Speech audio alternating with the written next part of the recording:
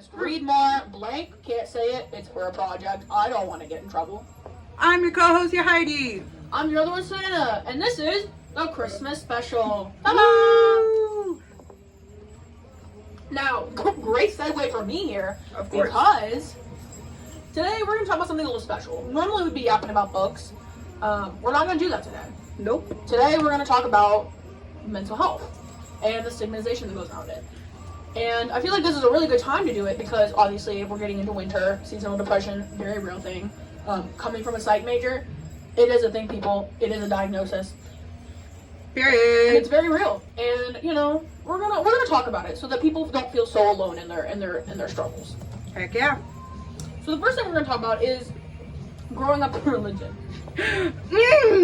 Great. You know, I grew up in Southern Baptist beliefs, like deep roots of God is your only salvation and He's your only way out. And if you have an issue, it's because the devil got a hold of you, and not because you know, you didn't pray hard enough. You don't believe in God enough. You sin too much. This is the repercussions of your sins. And so obviously having that was a bit of a struggle because it was like, well, you know, I pray every night, I do what I'm supposed to, I read the Bible, I go to church, yet nothing's changing. So it kind of became a situation of like, well, what am I doing wrong? Instead of, I never got to learn, I never got to have that person until like high school that was like, hey girl, you actually can't control this. You actually have issues. Crazy? You actually have trauma. What? Crazy. Insane. That's insane. Now, you grew up in the Catholic Church, and we've talked about this a little bit on our own time. Yeah. There's like a lot of stigmatization that goes into it that people think like, oh, well, you know, We're very Catholicism, very culty. and it is. As a devout Catholic, if you will, I'm just kidding, I'm not devoted at all. But as a Catholic itself, it is very culty. The thing is that, like, with Catholicism, a lot of people don't really realize, they actually really do, kind of validate mental health in, like, a grand scheme of things. They're very much like, oh, if you're depressed, it's a real feeling. Yes, you could pray, but also maybe talk to a doctor. Maybe get some help. I mean, it really wasn't, like, truly, like, here's the thing. I was diagnosed very young, and I've had a very long journey regarding therapy and just helping my own mental issues in general. Very big. We're not going to get into it because too much yapping. We only have 5 to 7 minutes, people. Exactly. But, like, my thing is that, like, I really didn't get help in, like, the sense of, like, how to find help later, like, once you're an adult and stuff, until I went into my Catholic high school, and they were very much like, no, religion is very much tied to mental health, and how the church responds to it is actually very different than what most people can argue is true. Yeah, and then, you know, along with that, I think, like, for me, it was very much, my parents both believed God's only salvation. If you need therapy, you're weak. Yeah. But I would almost argue, as crappy as that is, it would be a little bit easier to deal with that than what you had, because at least both my parents picked a side. Oh yeah, my parents. So, Deep lore. New lore just dropped. Anyways, so my dad was very much. Power off. Technical difficulties, please hold. That's what you get when you buy $5 mics from Five Below. Anyway.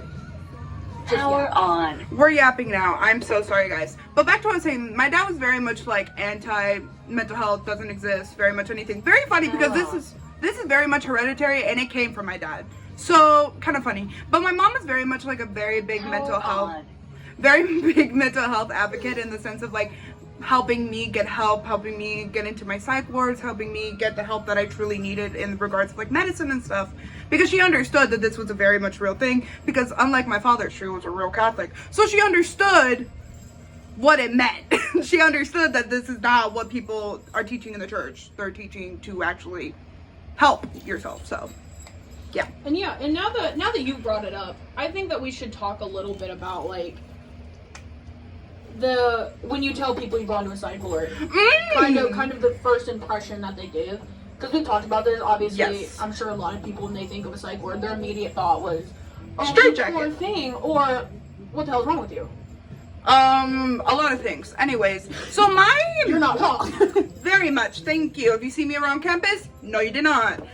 John. Thank you. Anyway, so for me personally, My psych ward experience, it's a little bit different because I didn't go into a psych ward because I had issues with other people, which most children are. By the way, I was 12 when I got into my psych ward. Just want to make that clear. So I was very young. And most of the time when kids are put into those scenes is because they're inflicting violence on other people. Well, I was inflicting violence to myself. Very much suicidal, very much on suicide watch for like the first 72 hours that I was there. Very big. So for me, my psych ward experience, definitely strange, definitely weird. I have a lot of repercussions because of it now. Did it help? Kinda. Honestly, I would argue the help that I got after my psych ward experience, in like the sense of like getting into outpatient therapy, getting into like group therapies and like stuff like that, definitely helped me significantly more than my experience in the psych ward. I know. That was me leading up to it. I don't remember what's the next one.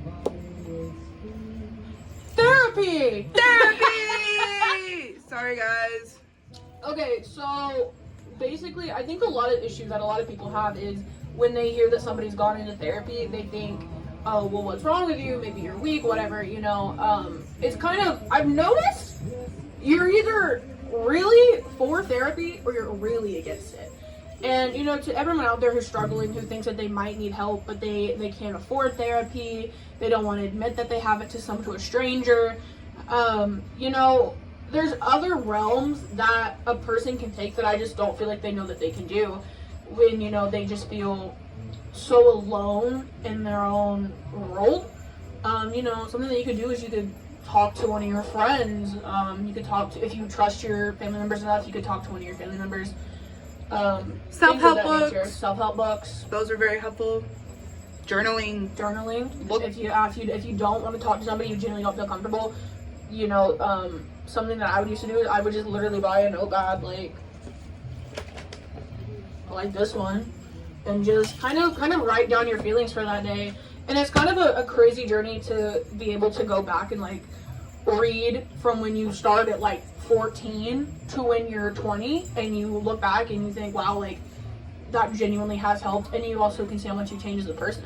And it's kind of a crazy journey to go on. It is very crazy. All right, well, we're out of time here, people. I know, thank God for all of you. I know, you guys are like these annoying people with these Hello Kitty microphones. I need them off my screen. So we will get off your screen. And that was another episode of Read More Blank, because it's not school appropriate. Bye. And Merry Christmas. Merry Christmas.